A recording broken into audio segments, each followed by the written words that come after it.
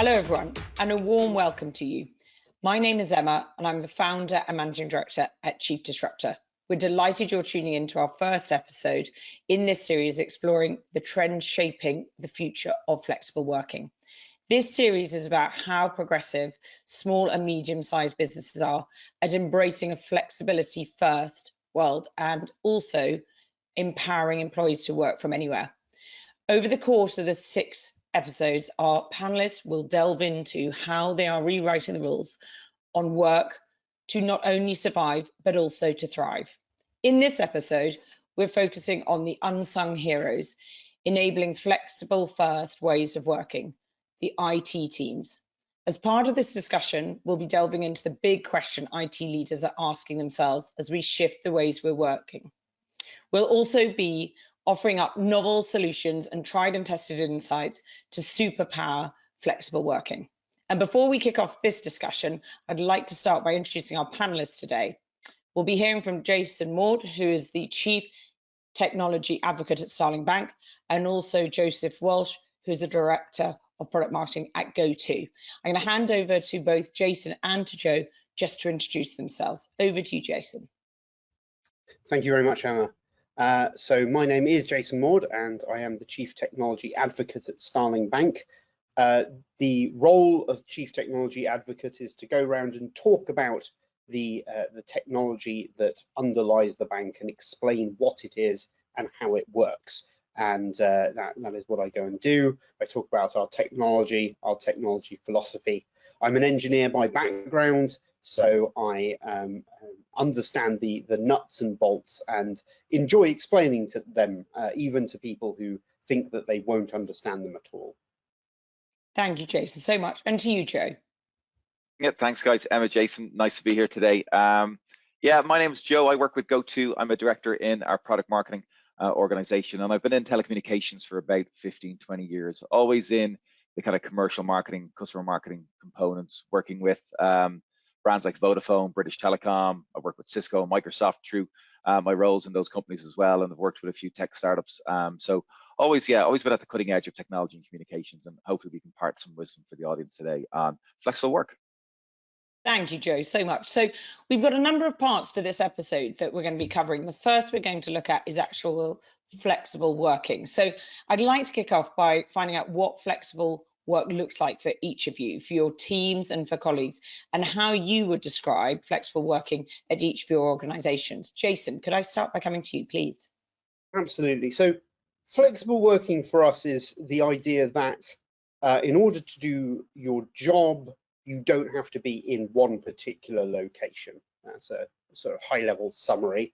So we have to be able to make a situation work where people are not co-located, they're not in the same physical space, but they are still able to communicate with one another. They're still able to do their jobs and work together with their team and with other teams within the bank.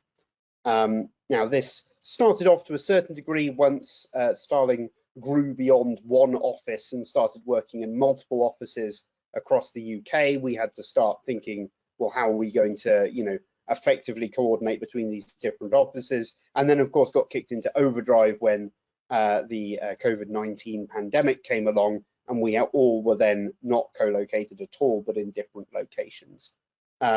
So it's really that concentration on how you allow people to both securely and productively work wherever they happen to be that is the key question. Yeah, thank you, Jason. Joe, what have you seen both within your organization, GoTo, but also with customers that you're working with? Yeah, I think for flexibility for most, particularly in the research that we see and when we talk to customers, it's about choice, right? That people can choose to work from wherever they might need to work, right? And again, it can get into the simple things. A lot of people like to focus on that. I can work from a beach, or I can work from like these exotic locations, right? But for most, it's like, I can work from home because I need the plumber coming later on today, and I don't want to be in the office, or it's absolutely horrendous weather conditions out there and I don't want to sit in traffic for an hour and a half just getting to the office, where I can do that work from home. And a key part of that choice as well is making sure that you don't have to make any compromises over that choice. Now, you can still be as productive and as effective wherever that place is, that you don't get reduced access or reduced capability just because you've chosen not to be in the office. That ability to work from anywhere and get your work done is really what we see as the kind of the the mainstream understanding of a flexible workplace. And I think it's interesting, isn't it? We're now looking at that understanding. We're looking at purpose. We're looking at the approach. But everything's been shaken up almost now. We are 2 years further down the line. The world's changed, the workforce has changed and so on. So in terms of, if we now look at sort of how you serve your people and how you put that into the purpose of your organizations, what's that look like for you? Jason, if we can start with you, please. So the purpose of the Starling Bank as a whole is to make banking better. And the way we decided to do that was to bring banking to people on their mobile phones, right, directly where they were. And it's this idea that banking doesn't have to take place in a single location. It doesn't have to take place in a bank branch. It could take place anywhere. And that idea actually, when the pandemic came around, transferred over to our staff as well. That idea that you can not only do your banking from anywhere, but you can run the bank from anywhere, right? You don't have to be in a particular location to do that.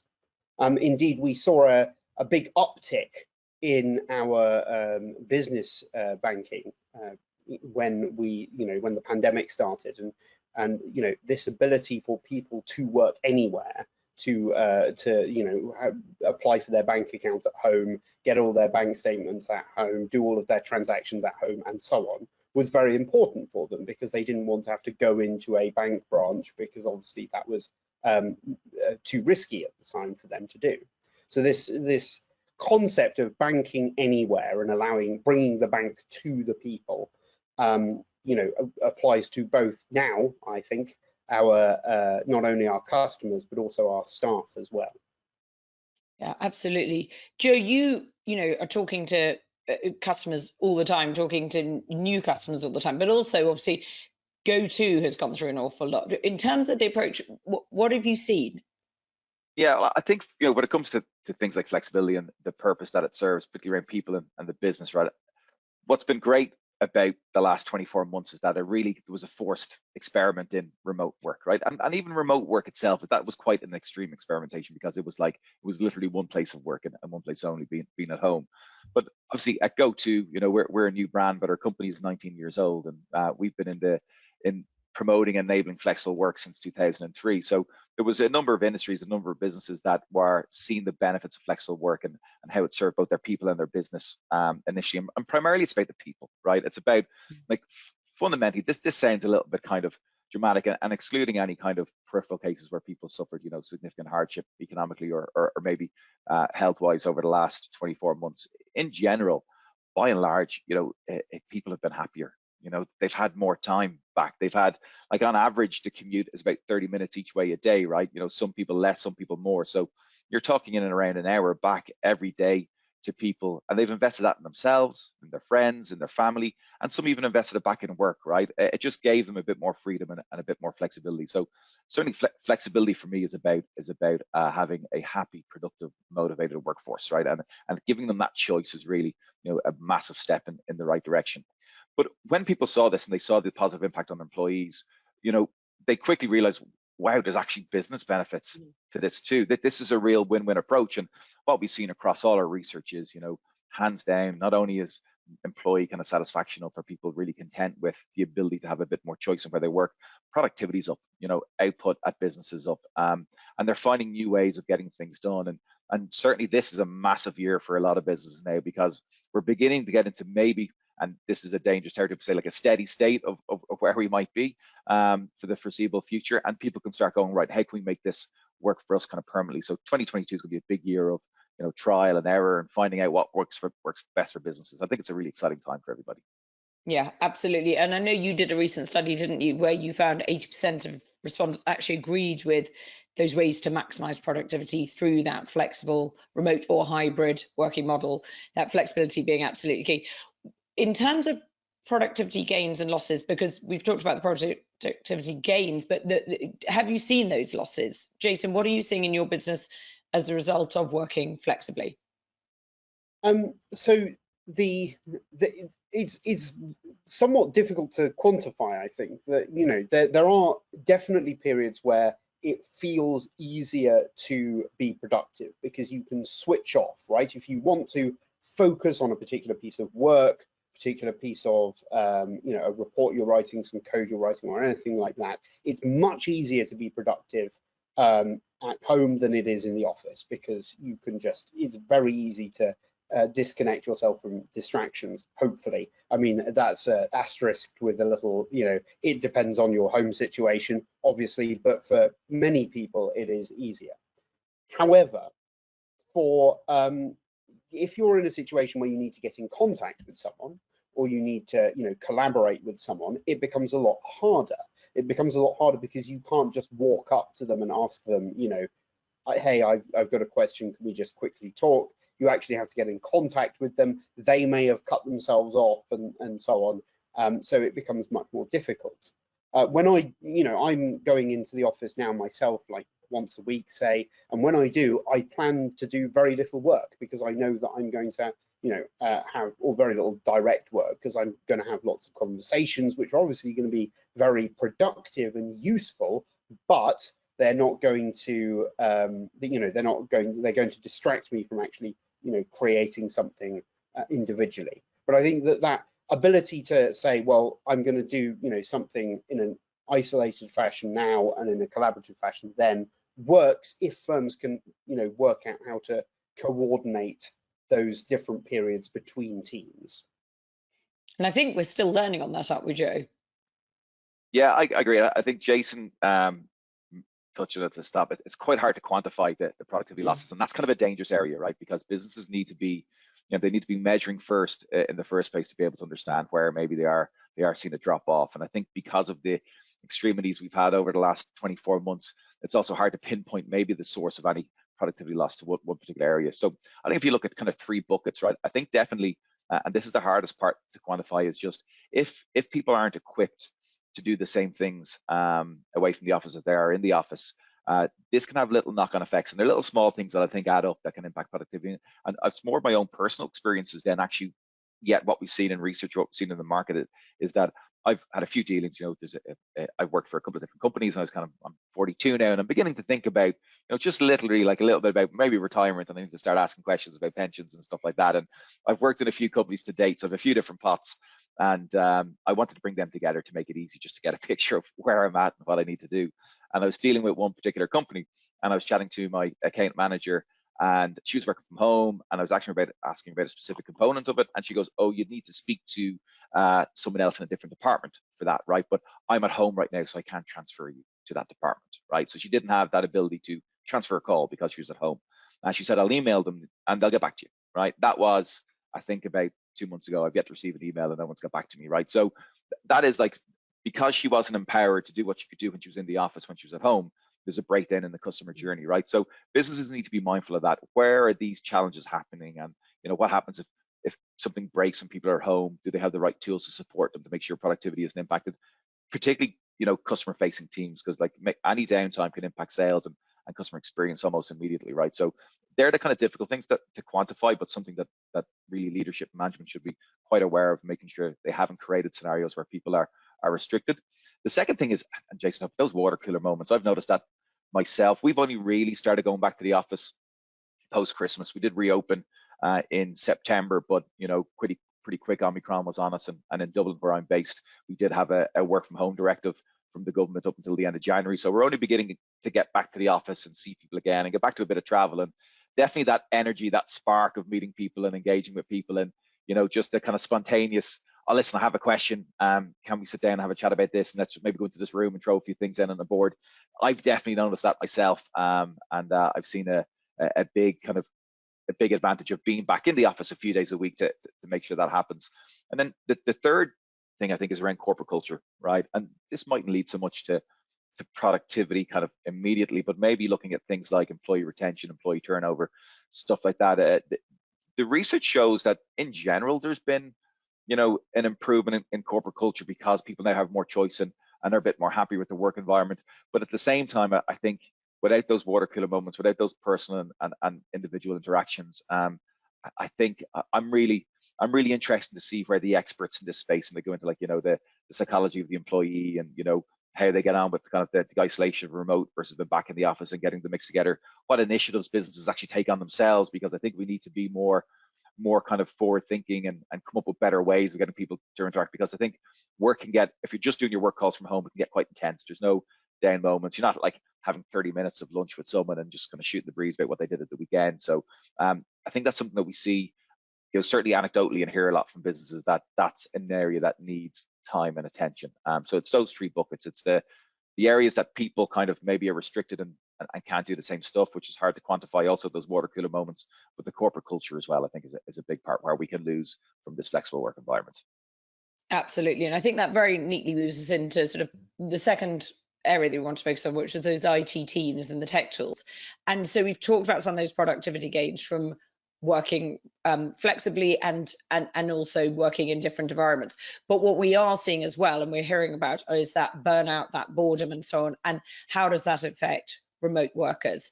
And as a result of that, as leaders, how do we guard against this? And what role, if any, does tech play in identifying and preventing employee burnout? Jason, what have you been seeing and what are you doing on the ground? So if I'm honest, I think that this is mainly a human to human problem. It's not really a tech issue. I think that tech is very useful, obviously, in enabling people to work productively and securely from whichever location they want to go into. But the preventing of burnout, the making sure that people aren't, just working excessive hours because there isn't that sort of rhythm of going into a different place to work and then coming back and away from that place and so on, is mainly about human leadership and about that sort of contact with your team and maintaining that contact with your team and understanding how your team is feeling and making sure that all individuals in the team are on the right path. So communications technology is very useful for that, obviously, but I think that there is a danger that people can try and over apply tech and try and fit tools into situations that they don't belong, to try and do something that actually requires the human touch. Thank you. Joe. Yeah, I think when we look at burnout, I know there was a lot of there's been a lot of talk around kind of meetings fatigue and stuff like that over the last 24 months. And I think there's two things. I think, look, pre-2019, there's plenty of people I knew that were burnt out from work, right? In the office 9 to 5, Monday to Friday. So I don't think it's generally a new phenomenon. I also think we're in, for the last 24 months, quite an extreme situation. We went from one extreme of people pretty much being in the office 9 to 5, Monday to Friday, to people being at home 24/7, right? And I think that definitely contributed to burnout and boreout, because it takes time to figure out how best to move that around. And I would consider myself relatively good at kind of managing my diary and making sure I'm taking my breaks where I need to. But I did find it difficult to find a right rhythm, a right mix, particularly in between times when kids were home from school. And I actually find myself now, which was probably unthinkable before 2019, but I used to get up, my alarm used to go off maybe around 6:30 every day, and you get up, you get changed, you have a shower, you have breakfast, you might get on the train at around 7:30, and you're heading into the office for maybe around 8:30 or something like that. And then initially when kind of COVID hit, we were at home, I was like in bed till 8 o'clock every day, 8:30, because I didn't have to get up and get changed to go into the office, right? And only as time kind of went through, I was kind of going, well, how can I be a bit more efficient with my time? And I found myself that kind of, I was keeping my laptop open in the evening. I was letting it run into 8, 9 p.m. and I come in for dinner, but I go, I'll just go back and finish that thing. So you need to get the right discipline. But what I actually started doing is that, well, I used to get up at 6:30, and I didn't mind getting up at 6:30. Why don't I continue to get up at 6:30? And now actually, I try to get up, I get an hour and a half's work done before the kids rise, and then I have breakfast with them and I bring them out to school, and then I've the clear run of the things that during the day while they're home, and I might go into the office, stuff like that. So I think every individual needs to find what is the best way for them in their current environment, what their home environment is like, what their office environment is like, to find a rhythm and a work pace that suits them. And I think management teams in companies have a very important role to play in that, right? Because they will see multiple use cases, multiple scenarios, multiple people working whatever environment suit them. I know HR, certainly in our company, we've done a lot of survey and talked to staff to find out what the use cases were, where the challenges were, where people were kind of struggling a little bit, and then we briefed all the management team to make sure that people were just putting into place the right behaviors, that it's okay to get up. If you want to take a break at 11 o'clock in the morning and go for a walk, you can, like that. You would probably take your hour lunch break if you're in the office. Take it if you're at home, go to the gym, do something, it is okay to turn off your laptop. And then for some people as well, they're like, well, you know what, because I'm not commuting, I actually might take 2 hours off in the middle of the day or 3 hours off in the middle of the day. And then I'll do that later on in the evening, maybe 8 to 10, because that suits my work style. So I think individuals need to be responsible for their own agenda and making sure that what they're doing works for them. But I think management can be a huge support in that when they get the right direction from their company as well. Yeah, it's a big change though, isn't it? We almost forced everyone into the office 5 days a week, did the 9 to 5 or 8 till 6 or whatever. It was, it's been a big change. And actually, I think the trust has been absolutely key to that. When we look at technology enabling employees to work from anywhere, from any type of device, and the world's really changed. Where are we now, do you think, in terms of tech supporting employees rather than snooping on them? Where does that trust lie? Because as the expression goes, with great power comes great responsibility. So how do we be seen not to be that big brother? How do we see us seen to be supportive? Jason, you're seeing it day in, day out.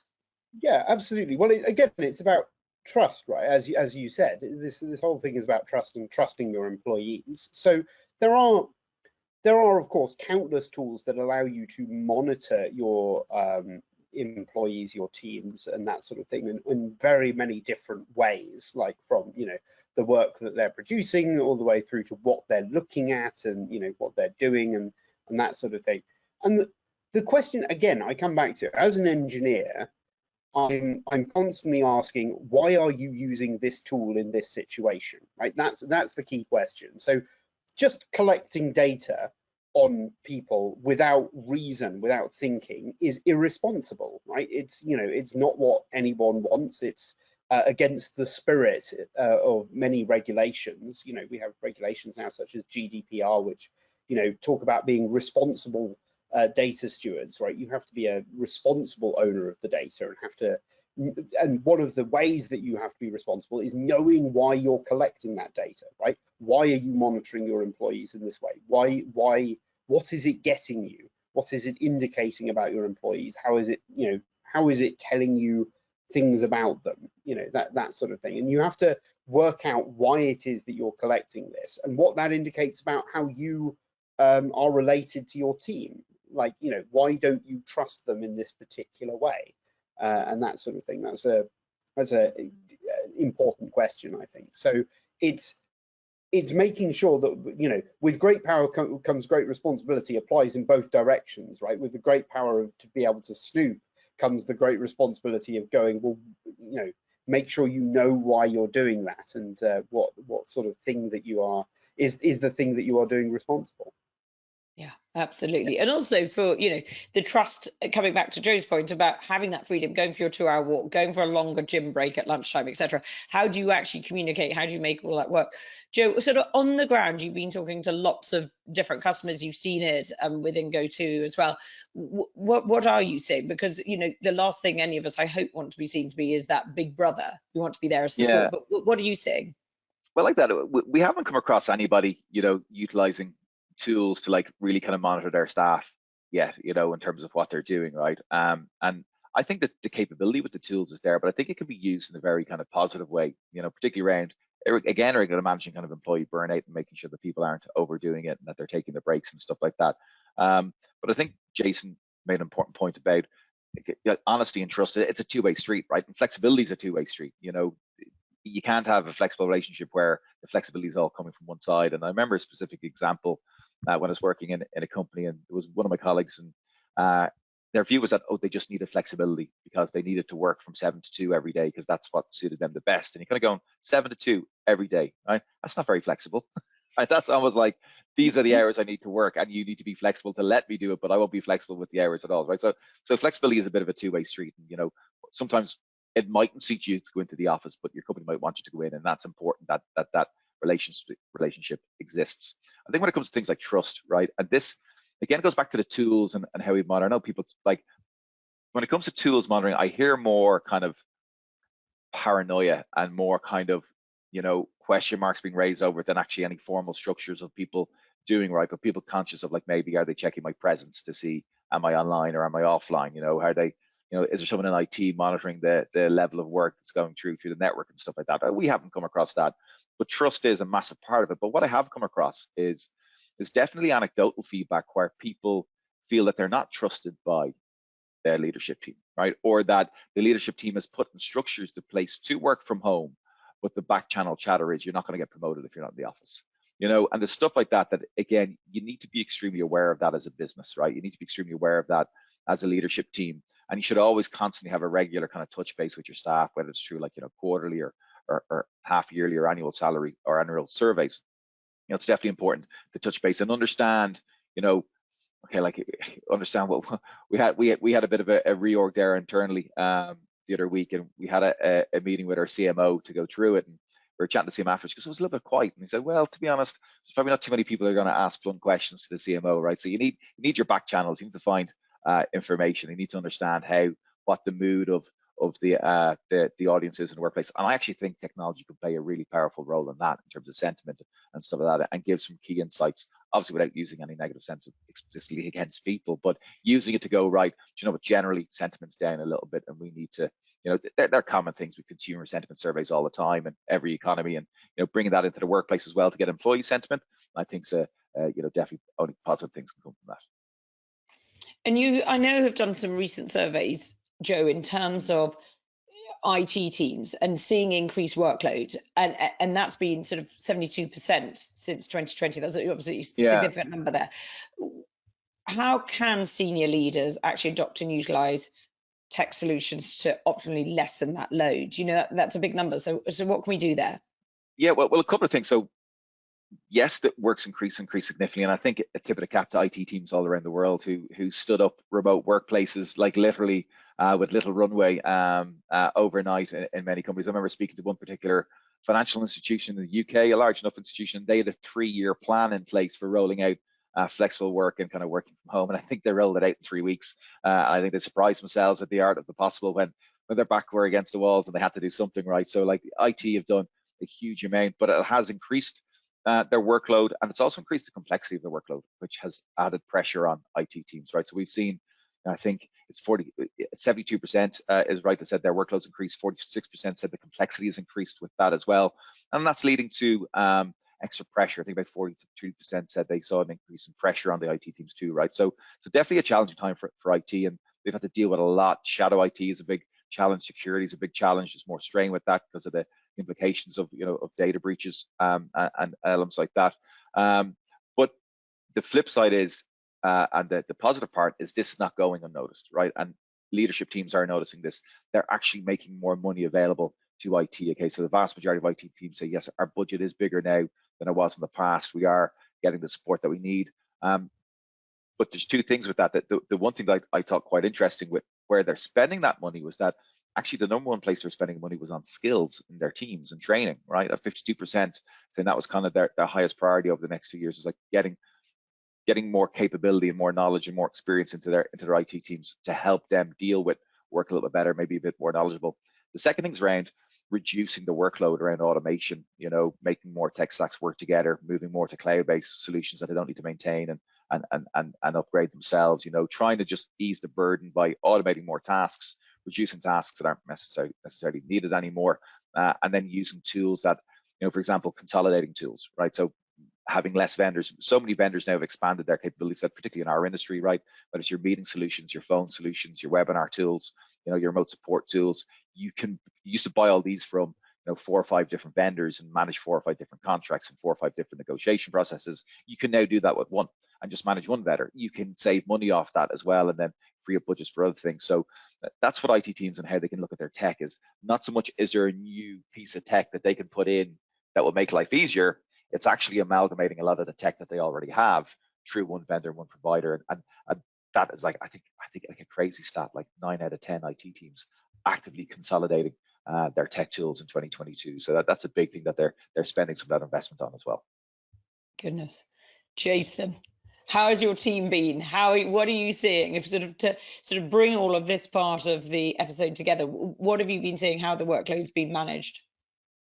Yeah, so the the way I think the real way to reduce the workload on your IT team with regards to flexible working is to make sure that you start creating your IT systems with the assumption that the people could be working from anywhere, right? So when Starling was founded, one of the great things I think we did is we started with this assumption that people would have to be able to pick up their laptops and manage the bank from wherever they were, and they wouldn't necessarily be in the office, right? Because the bank has to run 24/7, but the staff aren't in the office 24/7. So we could have to,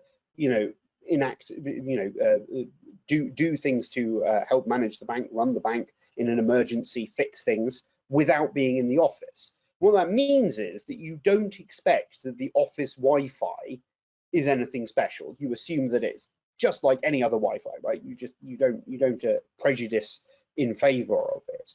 What this means is that you have to design your security policies and your IT assistance policies and so on with that in mind, right? And all the training and tools and skills that go along with that, you have to design that with that in mind. And if you do that, then it becomes a lot easier to switch to a flexible working system, because you don't have that sort of thinking that goes along with, oh, we have to have everyone in the office all the time, right? And if they're not in the office, it's some sort of exceptional circumstance that we have to, we have to block them off from certain things, or we have to provide extra barriers or hoops they have to jump through. You put those hoops in place for everyone everywhere, same hoops no matter what's going on. I think that's provides a much easier environment for your IT staff to navigate. Thank you. I think, teams are absolutely fundamental. I think, Joe, you talked about that in terms of the people, and obviously Jason in terms of living with the teams on the ground.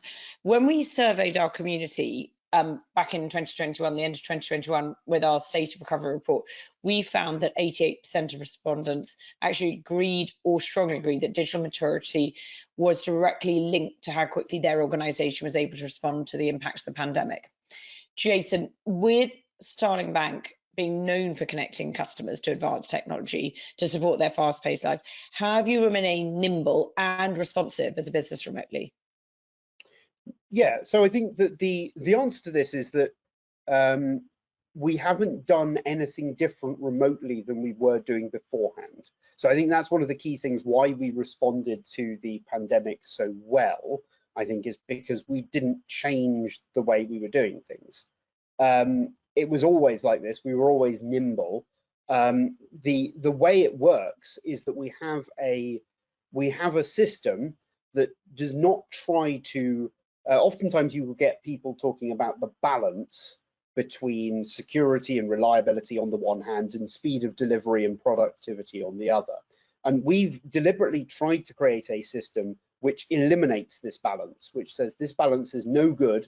Do not try and balance these two things. Instead, try and have both of them at once and make them mutually supportive.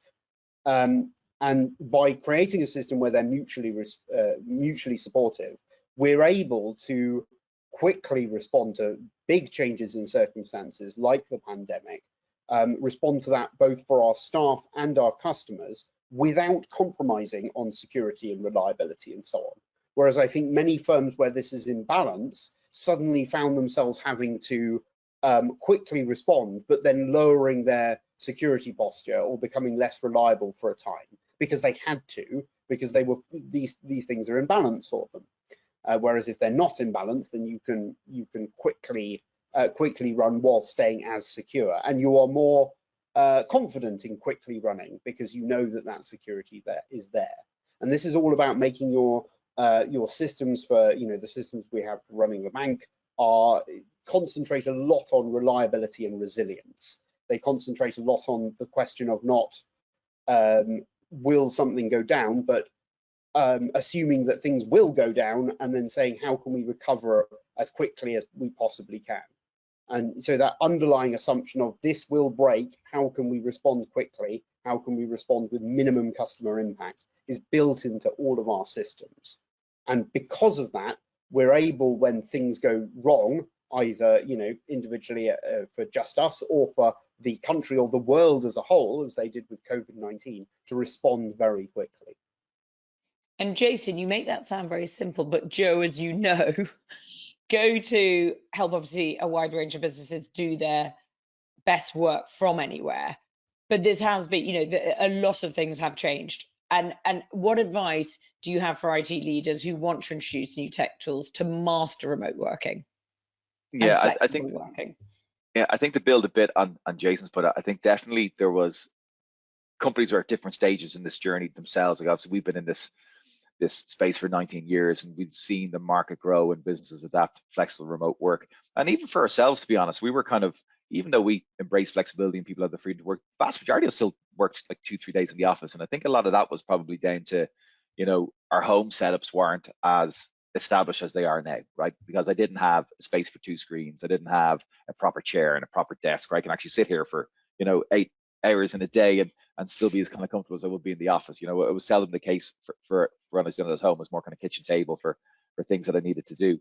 But I think what we've seen with that and what we've seen with businesses kind of getting themselves set up, businesses that invest in the technology, businesses that invest in providing things like stipends to employees to get set up right technically helps. We've seen research that shows technology actually increases the likelihood of the employee being satisfied with their flexible work experience, I think by about 46%, right? So it's quite a significant role to play, and that obviously impacts productivity and stuff like that as well, and general output from the organization. There's a couple of things, right? Obviously, flexibility is changing the way we use tech, and it's created a whole new raft of scenarios that IT need to cater for. First of all, is creating a parity of experience both at and away from the office, right? So, Jason's point about, we take that corporate approach that our Wi-Fi in the office isn't any better than the Wi-Fi that is going to be outside the office, right? It's creating that, and like it should be the same. It shouldn't be different for people where they are, right? It should be the same, and that's the first thing they need to do.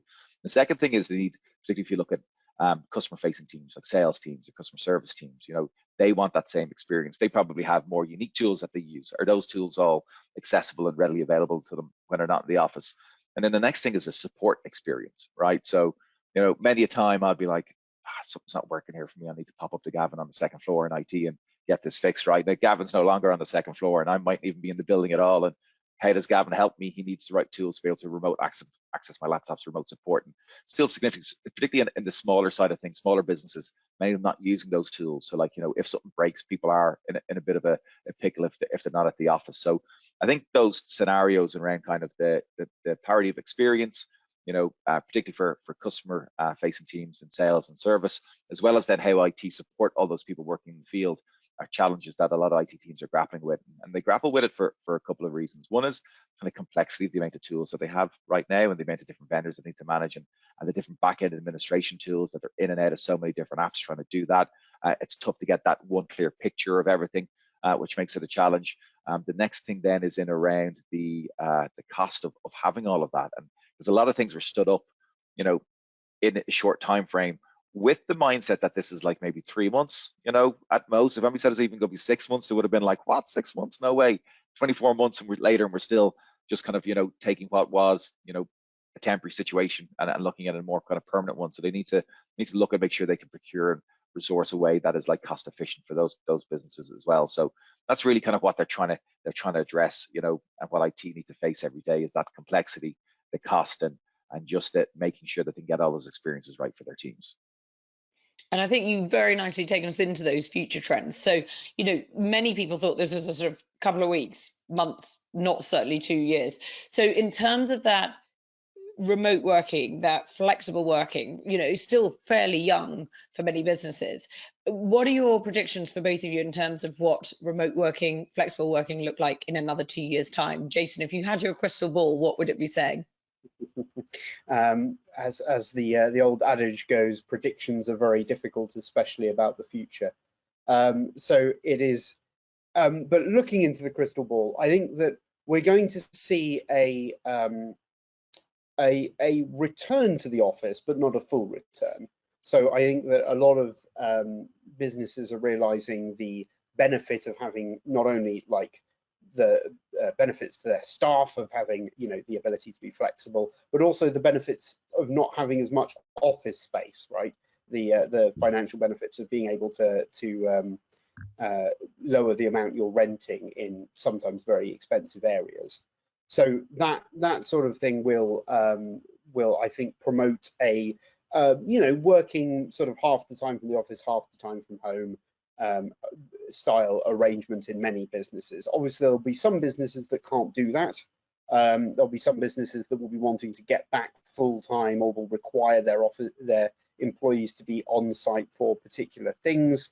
But I think a lot of a lot of people will find themselves working from home half the week or what have you. And I think that will be to everyone's benefit, I think. Absolutely.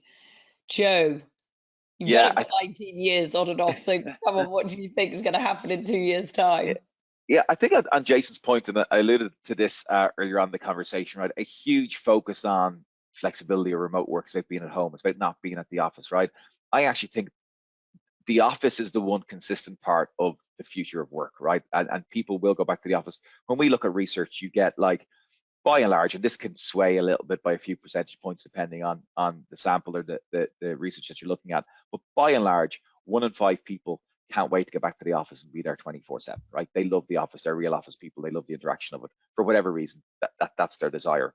Then you've got about 1 in 5 people as well that, like, if I never see the inside of an office again, it'll be too soon, right? I'm more than happy to work away at home and just live my life over there, and I'll engage from a work standpoint, but happy to never see those people in person again, right?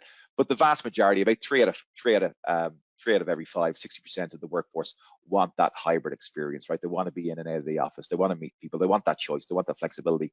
And ultimately, I think that's where businesses will land. I think they know that's where their future needs to be. I don't think they know what it's going to look like yet, right? And this is something I see in research, and I see anecdotally, and I even see with our own company, right? The research is, like, everybody's kind of debate, oh, is it going to be remote? Is it going to be hybrid? It is going to be hybrid, right? But I think it's a cautious approach into that hybrid environment, because the vast majority of people we speak to are like, look, we're going to try some things out. We've got some question marks. We're not too sure.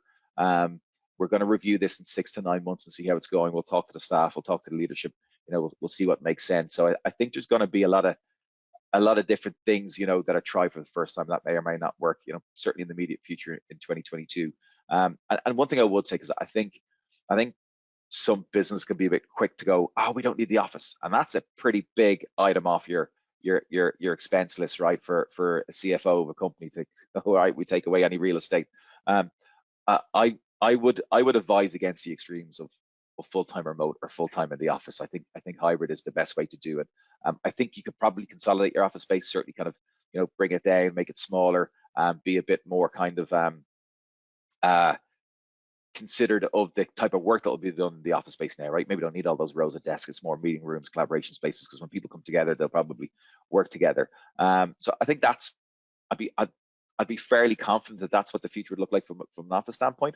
What I wouldn't be confident about, but what I'm really excited to see, is all the corporate culture and all those committees that come together, and how we get staff to engage more, how we make that, that hybrid experience of bringing people from home into the office and from the office into people's homes, making that sharper, smoother. I think technology innovation is going to be massive. I was using this as an example, just in work, actually a while back at the start of COVID, because what I had done was I'd never watched all the Star Wars movies. I was kind of, early, like 4 or 5 in the early 80s, and they started coming out in the late 70s. And I went back and I watched all of them. I think it was like in April 2020 that I watched all of them. And I remember the Jedi Knights at the round table being kind of hologrammed in. I was kind of going, that would be cool if we could get to that over the next couple of years.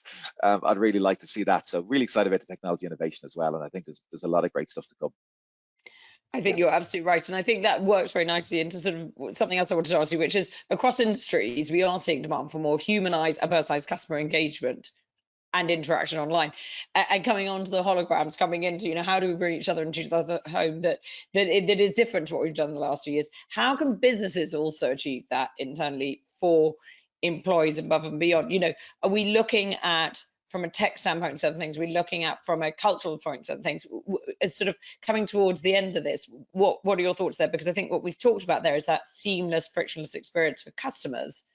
But ultimately, we have internal customers. We have our people, we have our teams, those that matter, that ultimately enable us to create those services for our external customers. How are businesses going to achieve this internally for employees. Jason, I don't know if the Star Wars has ignited some thoughts. Well, yeah, I was going to say one thing you never saw during those films was someone shouting at one of the holograms, "You're on mute." So I guess that it's in order to ensure that you have that you maintain that sort of team feeling, and you make sure that no employee gets isolated or forgotten about and so on. You need to put an effort in. Right, you need to put more effort in than you do when things are co-located. You're all in the same office, right? It's much easier when everyone's in the same office to just turn around and check on what someone's doing. And when it comes to everyone being remote, there's more difficulty there, right? There's there's tools that can help you, but you actually need to make an effort to use those tools. And so I think that we're going to see people concentrating much more on employee welfare and well-being, and actually making a conscious effort rather than just letting it happen, which I think is no bad thing. Actually, I think that's very good that that effort in some way has been forced upon us. Yeah, absolutely.